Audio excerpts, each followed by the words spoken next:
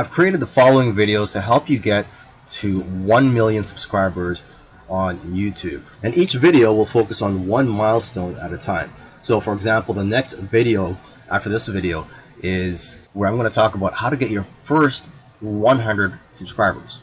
And then the video after that, I'm going to talk about how to get to 1,000 subscribers.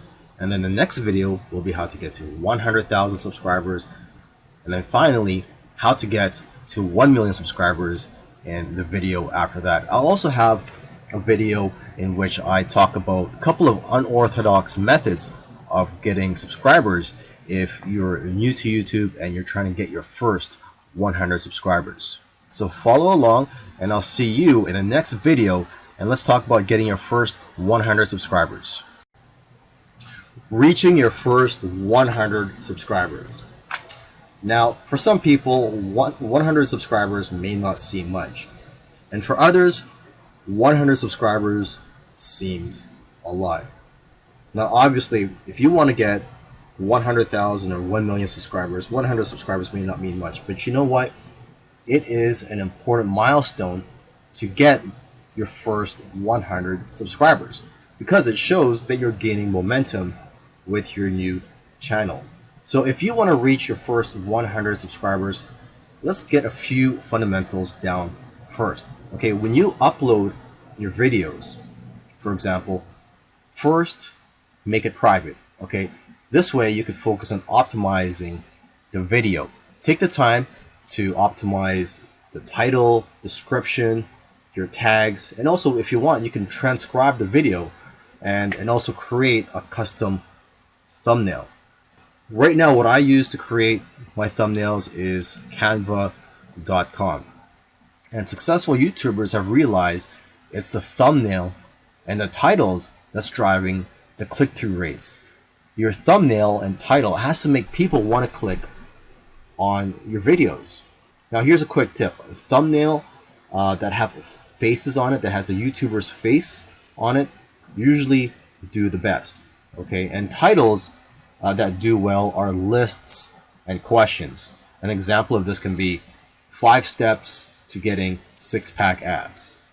You're also going to want to add a link in the description to your subscription link. Okay, and of course, in your videos, you should have a call to action at the end asking your viewers to click on the subscribe button and also on the bell. The bell button is what notifies people when your new videos are released. Now, once your videos are optimized, you can set it to public so that the public can view your videos.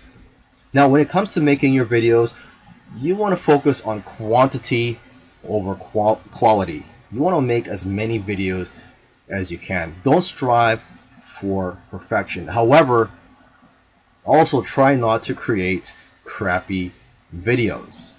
And don't worry about investing hundreds or thousands of dollars on new equipment. At least not yet. You're still starting out. You're still trying to get experience.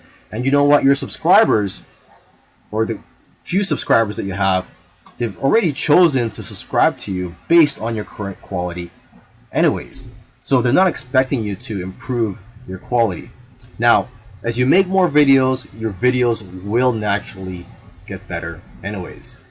Now, unfortunately, if you have a new and a small channel, it's very unlikely that YouTube will promote your videos and that it will be very difficult for people to see or to find your videos. So you have to find other ways for your videos to be found. For example, you can find out where your potential viewers hang out online, whether it be Facebook groups, blogs, forums, etc. So you have to be proactive here. You can't just sit back and relax and wait for YouTube to get all the traffic to your videos. However, you can do that, but it will just take a lot longer for you to get to your first 100 subscribers. Now, once you find out where your potential viewers are hanging out online, try to share that video on those platforms. Okay, Facebook, Pinterest, Twitter, Facebook groups, etc. And lastly, you should engage and interact. Comment on your own videos and also on all the places where your video is being shared. Doing this will create a community of your own. And the higher that your engagement rates are for your videos, the more likely that your videos will rank high on the search engine on YouTube. How to get to 1,000 subscribers. Now that you've reached 100 subscribers, let's go for your next milestone. You're going to need a game plan for your channel. And you know what? You're going to have to be more ruthless with your time and your content. And it's time to start working with other YouTubers. Give them shoutouts. And don't just ask for the much bigger YouTubers for shoutouts, but also ask the people who are on your level or even below you. You're also going to want to start using YouTube's analytics tools so that you know when people are abandoning your videos and what's causing them to leave. You're going to want to find out how your viewers are finding you and how well your engagement is. And you need to track what you need so you can make adjustments for the future. You can also see which of your videos are producing the most amount of subscribers. So keep creating more videos like that. You have to give people what they want and stop making content that's not getting as much views as your other content. So basically, you have to find patterns that impact your audience. So when you shoot your next videos, you can shoot them in a way that have better audience retention. Now, when you're trying to rank your videos on YouTube search engines, YouTube values watch time more than how well your videos are optimized for keywords. So now you need to focus on ways to increase the watch time on your videos. You need to get as much watch time as you can on your videos within the first week of them being published, because that will greatly influence its rankings on YouTube's search engines. Now that you've reached 1,000 subscribers and you have the ball rolling, let's start looking at the bigger picture here, and let's aim for 100,000 subscribers. And I'm going to be honest with you, it's not easy, and you're going to need to be consistent. You should try to make a schedule if you haven't already, whether it's making 1 video per week or 3 videos per week or even 5 videos a week if you can. But find a schedule that's right for you and try not to burn yourself out. You also have to start thinking about investing in better equipment. You have to up your game here. Some YouTubers have invested over tens of thousands of dollars in camera equipment alone. You're going to also want to invest in better computers and other types of equipment for your studio. You should also start doing collaborations if you haven't already. I know of one YouTuber that grew by 1,000 subscribers in one day when they first did a collaboration. Before that, their biggest day was 150 subscribers. If you collaborate with a lot of people, you're going to be crossing audiences and you're going to be able to grow your subscribers by leaps and bounds. Now, I know I've talked about SEO and optimizing your videos in previous videos, but I just want to remind you to keep focusing on SEO, okay? And a couple of things I haven't mentioned before are to get other tools outside of YouTube. For example, you can get a free tool called keywordtool.io to give you ideas on what to name your titles and see what people are searching for. You can also get a Chrome extension called Keywords Everywhere. Use this to find what keywords are being searched for on Google and YouTube. Another Chrome extension you can get is called vidIQ. This helps you get keyword ideas and helps you with your tags. So it's similar to TubeBuddy. And another quick SEO tip here is to name your thumbnail, because this affects your SEO.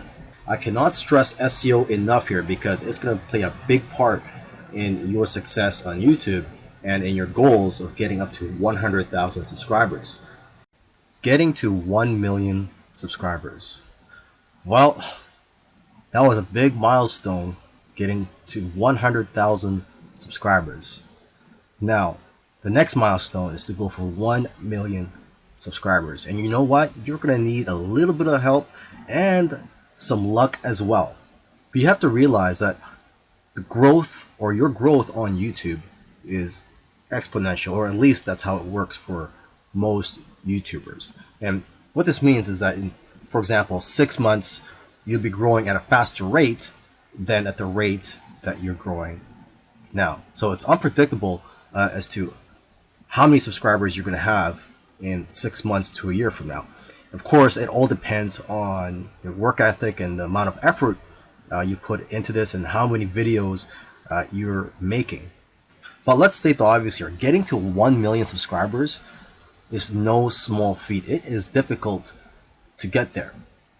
Now, one area that you're going to need some love in is in the suggested and recommended bar of YouTube. When you're on YouTube, you're watching a video, you see on the right side of that page, there's going to be suggested videos for you, and most of those videos are related to the video that you're watching. So basically, getting your video in the suggested bar there is going to help you, and it's going to get you or help you get a lot of views and subscribers. Unfortunately, nobody except for YouTube knows YouTube's formula for putting your video in the suggested bar. But obviously, if you make a video that's related to someone's, there's a chance yours will show up there. So just imagine if you have a video that comes up beside PewDiePie's video, you can have views coming in for months. And with those views, subscribers follow. Now, for those of you who don't know who PewDiePie is, he's probably the biggest YouTuber out there, probably with the most subscribers. To increase your chances of showing up in the suggested bar is to make videos based on a trendy or popular topic, and then putting your own spin on it and making it unique and having your own unique angle to it. So one of your aims should be for your videos to be shown in the suggested bar. Another key to getting 1 million subscribers, although it is not guaranteed, is to try to create that one video that gets people out of the chairs. If you're going to try to do this, you can't really play it safe. You always have to try to push the boundaries. You might even have to make a controversial video to go viral. And you know what? It's actually the video that you're scared of making that is usually the one that's going to change your life. Because it's those types of videos that are pushing the boundaries.